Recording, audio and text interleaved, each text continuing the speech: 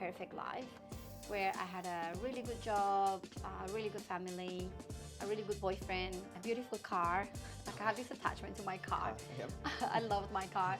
And so then I picked Australia, and originally I was going to Brisbane, but then that didn't happen. And they say you have to go to Gold Coast, and then that didn't happen. And they say go to Melbourne, and then fine. I say I want to leave, and I want to leave in July. Okay.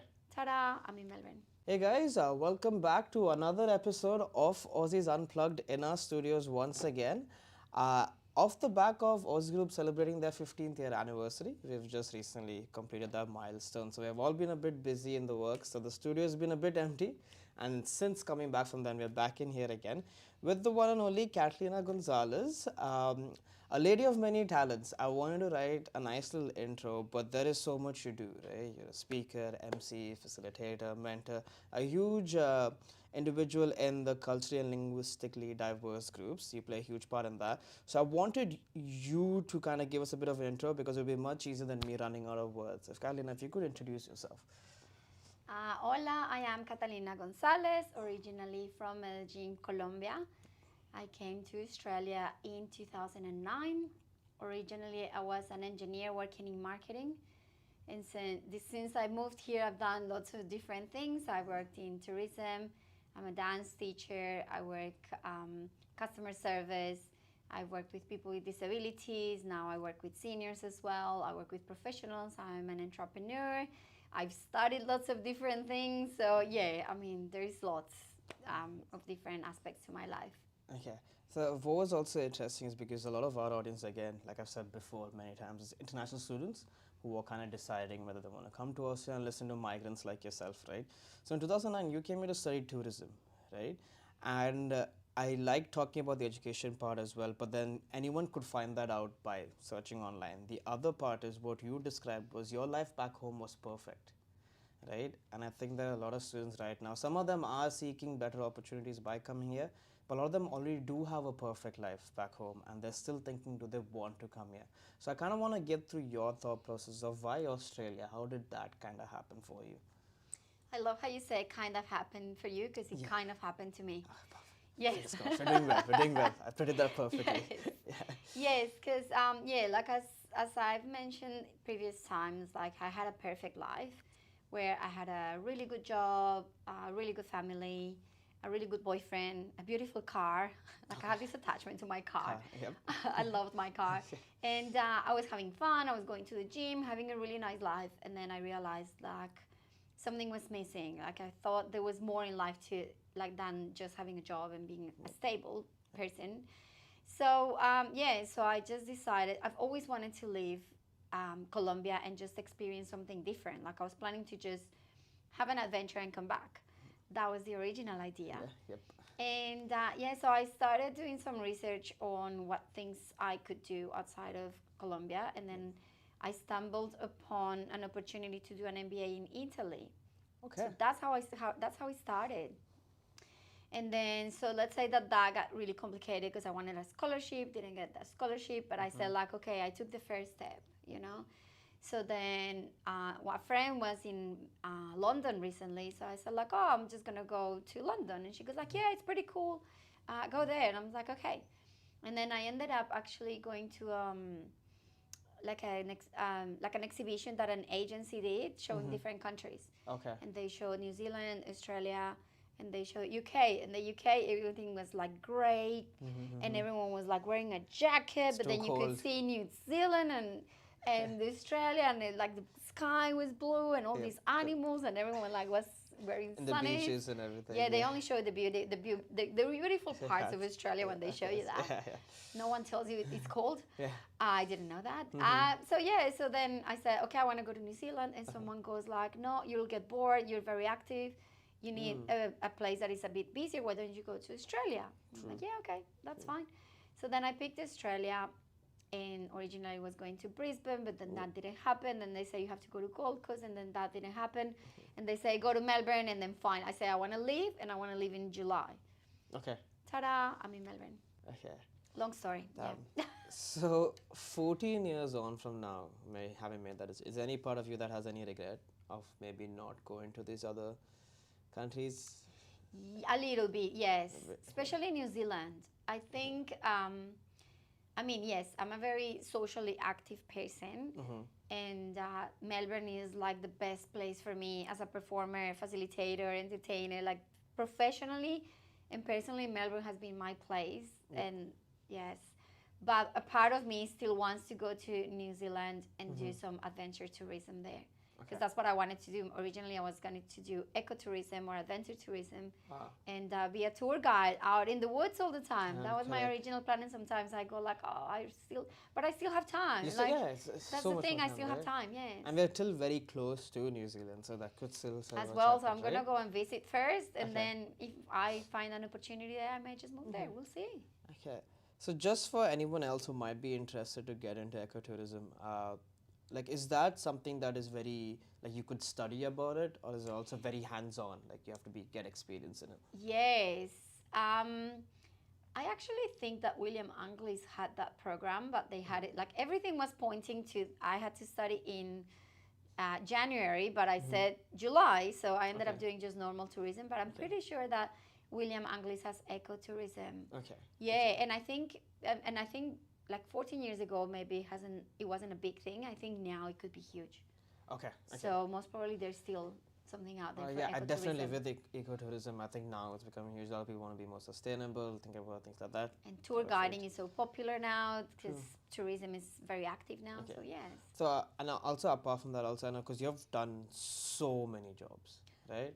And I want also the international students to know that it's not as easy as, oh, I'm gonna come here do a master business analytics, and when I finish, I'll be doing a job as a business analyst. It's not like that. So if you could give people like just a rough rundown of everything you have done, because I think it'll be perfect. I know it by heart, but I won't. We don't I have won't much time, but anyway. no. See, you guys hear that? It's a long, long journey here. Yes.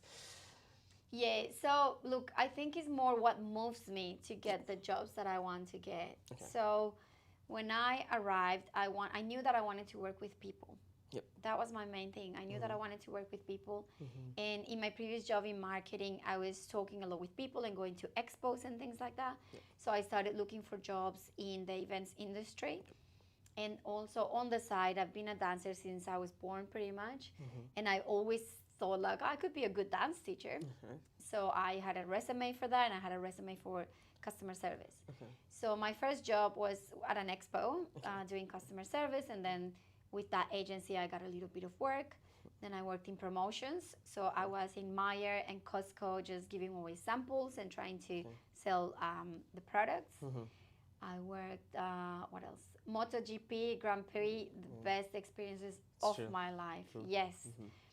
Because, yeah, I just looked for something that was fun to me. Correct, correct. Yes. Then I found a job at a hotel, being a porter slash concierge slash valet parking. I got to drive really cool cars. Right. Ooh, that's nice. Yes, Right, it is pretty cool, and it's very, and you meet so many people working in Correct, tourism. correct, Yes. correct, correct. So I worked at a hotel for a very long time. And on the side, I was doing entertainment for events, and then I became a Zumba instructor and a dance instructor. So there was a point that I was studying full time, working part time, and dancing every night. So that was the highlight of my life. So Loved everyone it. kind of has to go through that to be.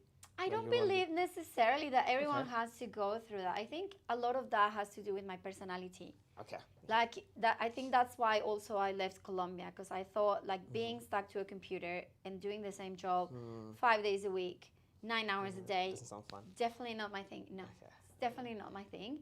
So I think every person has to find what works for them. What works for me is doing several things. Okay. Because yeah, it's just my nature, and it's also like I'm neurodivergent, so I'm Okay. like yeah. Gotta do one of I those can't sometimes. get overwhelmed by getting into too many projects. I'm learning to just one thing at a Okay, time and finding my focus and stuff. Mhm. But yes, I worked in sales for a personal development company. That was also really good, because to me, all my jobs have been about connecting with people in lots of different ways. Yep. And also bringing joy into people's lives in like many different ways. True. What else did I do? Now I work in disability facilitating social activities, Yep. and I run my own programs, events, and workshops. And again, it's all about bringing more joy and connection into the world. Correct. Yeah. I was kind of nice because I remember very similar as well to Grand Prix because I did the Grand Prix with my friends when I first newly came here too. And I think it was great because it was for me to understand how to approach people in a different country because it was like I think I did I think it was I was right outside the stands and it was just you know ushering people in and it's like you'd meet the same group of people every day and then you would like strike up friendships and I think that was very essential for me to kind of figure out also this is how things happen here, right? So that was kind of nice. But then moving on from that, like you said, right now you work with in the disability industry with senior citizens. Well, how was that process like? Did you just jump in, or was that also something that you think you were always good at, or did you figure out that you were good at it? Yeah, again, I love the word process. That's right. That's Yep. what happens. So, as a Zumba instructor, one of my friends one day said, like, oh, look, I have this group with people with disabilities, and I teach them a regular class, but I'm not available. Can you please take my class? And I'm like, I have no experience. Okay. And she said, like, I've seen you because I work with kids a lot. Oh, that's another thing that I did. I used to teach dance classes to children Okay. and work in children entertainment. Okay. So she said, like, you have that background working with kids and you have, like, you just have the heart. And I'm like, okay. And I did that class and just my life changed. Like, Okay. once you engage with, to me, it's about diversity. Once I engage with diverse people in any way, it's like, oh my God. But then there is something very close to my heart in people with disabilities. Like, my heart just exploded with just, oh my God, this is so good. Okay. I just remember another job. I worked as education support for kids with disabilities at schools. Okay. Okay. See, all the jobs are gonna pop up. That's Yeah, beautiful. so then I met this amazing woman who runs social activities for people with disabilities, for adults. And then she started inviting me, so I started volunteering there. And then she said, like, oh, I'm going away. Can you please take over? I was like, but I've never done this before. And she goes like, no, but you know everyone and you just have it. I think with disability, it's just something that, I don't know, it's just something in your heart that just calls you to it. And then also I work with seniors, so I don't know, like, it's just, I don't know, it's my heart, I find. So then I was teaching a Zumba class for a group, and they said, we're recruiting for facilitators. Would you like to apply? I'm like, yes. It's a great timing that it all just worked out. Yeah, so it's just, and it's, I never said, oh, this is what I'm going to do. No, I think it's a matter of just taking little steps towards things that you like. And then sometimes that ends up in something, sometimes it doesn't. In my case, it has ended up in amazing opportunities. Okay, perfect. I think one of the biggest was that you said that you clearly are very passionate about it, right? And this is one question I think I've asked pretty much every guest here. So we have had real estate agents, people in sales, we've had a lady who worked in women empowerment, just helping local communities in here who are migrants themselves. And what I asked them is this like you believe your calling in life? Like is this what you were put on earth to do?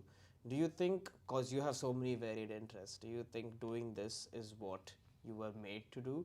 Or are you still kind of figuring out whether there are other things you're also passionate about? Yeah, that brings me to something that I love speaking about, and it's purpose, a sense of purpose. Okay. So 10 years ago, I did a course when someone asked me, what's your purpose? I'm like, what's that? Yeah. And then, 10 years ago, I started exploring what a purpose was, and I started refining that. And I went through guidance processes to discover that. And my purpose is to live a happy and abundant life, doing what I love with the people that I love in my unique way. Okay. And every single thing that I do has fit that purpose, because for me it's about joy and connection. It doesn't necessarily matter what the activity is. It doesn't necessarily mean the exact service I provide. What I want to make sure is that people that hang out with me ends up with like a lighter heart and a lighter, like just a joyful aspect to their lives. And also that they connect at a human level, either with themselves, others, their mission, or the world around us, like people and planet. So, and every single thing that I've done has fit that purpose. And what changes is how I deliver that purpose. If it's through this service or that service, or most of the times as well, it's just being me and just going to a party, you know, or Keep it just simple. yeah, or just talking to random people on the street, because I tend to do that a lot. Okay. So so it's all part of my purpose. Is the delivery is what changes. Okay. I think out of most people, you're the one who's put so much thought into this. I love it. This is by far the best answer we have had to this question, because I think a Thank lot of you. people have just like, because a lot of people do figure it out as they go. But clearly, you have put so much thought into it because you're very passionate about it. I love it. Um, Now I wanted to kind of jump a little either further or further back, just for something else that I found that you have said online. Again, connecting back to migrants and international students who might watch this, you have struggled with the idea of going back home, right? So I want to approach it in two separate ways. For you, having been here since 2009, maybe if you would have gone here and there, what is home now? And what are your thoughts on maybe going back to Colombia temporarily and coming back? How is that kind of process for you, even more so from an emotional space? Yeah. So they say that home is where the heart is, you Yep. know? And I'm blessed enough that I feel I have so many homes. So I have my parents in Colombia, a sister in Canada, a sister in US, and then I have my life here. For Yep. me, those all those places are home. Okay. I have an auntie in a different city. For me, that's home. Okay. You know, so it's where I choose to be at that moment. And when I go to Colombia, I said I'm going home.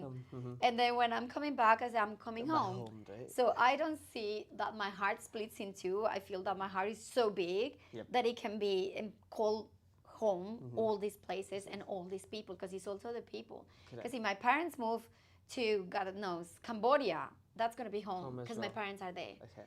Yeah, that's how I see the concept of home. But I feel that as migrants, and I have this conversation with so many people, Yep.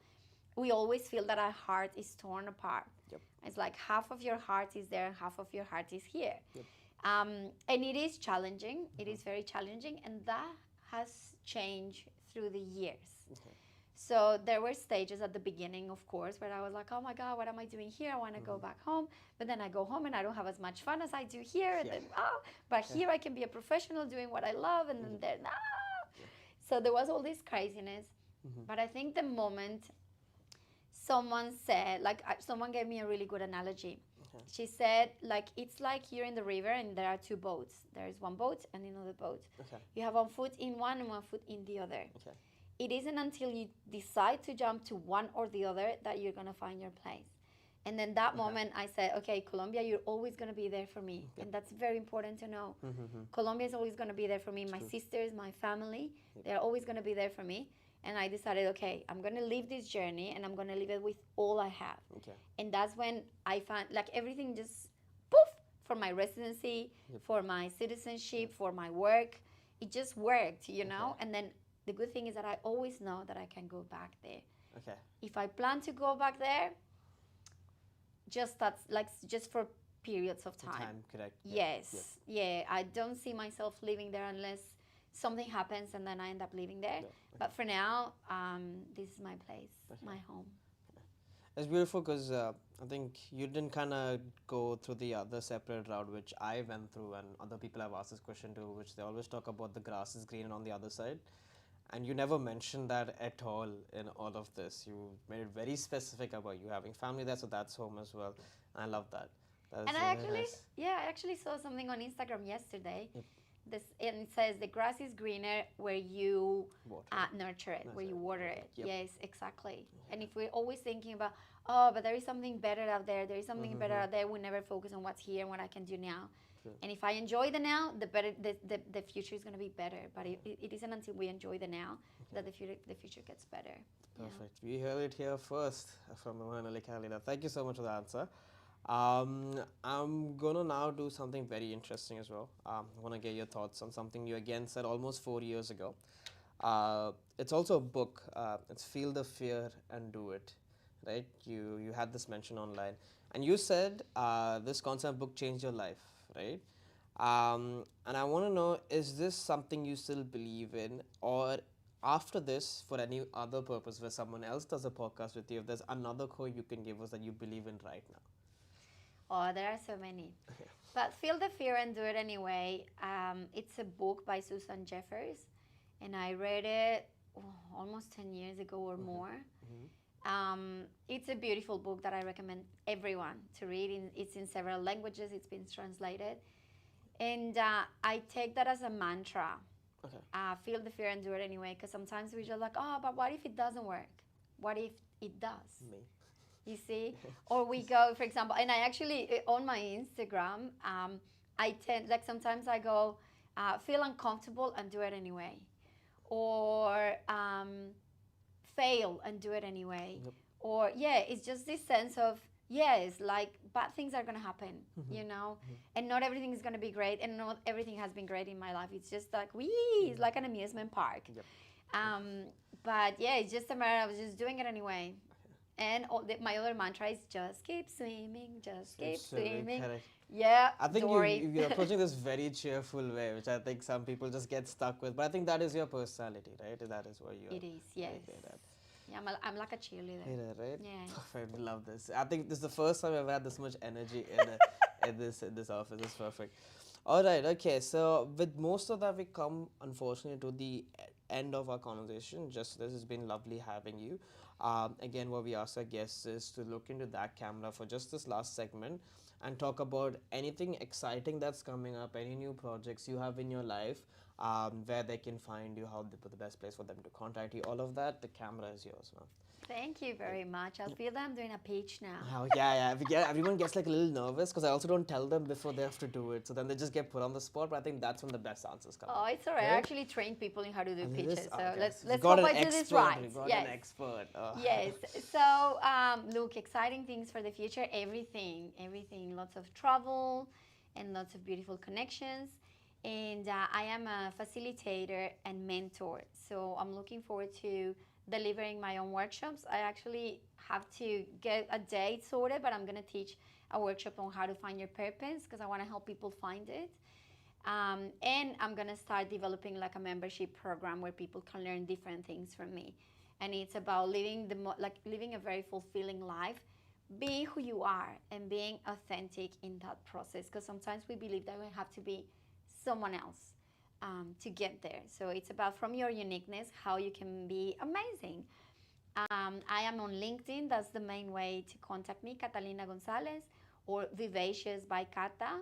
And I am on Instagram as well. So those are kind of the best ways to reach out to me.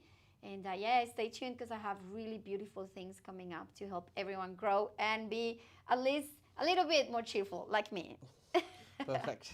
Thing is, I was just talking to my boss as well before. It's just like mornings are so hard for me because I have no happiness at all. So I like getting these sessions done exactly in the afternoon because then I get so much energy out of it.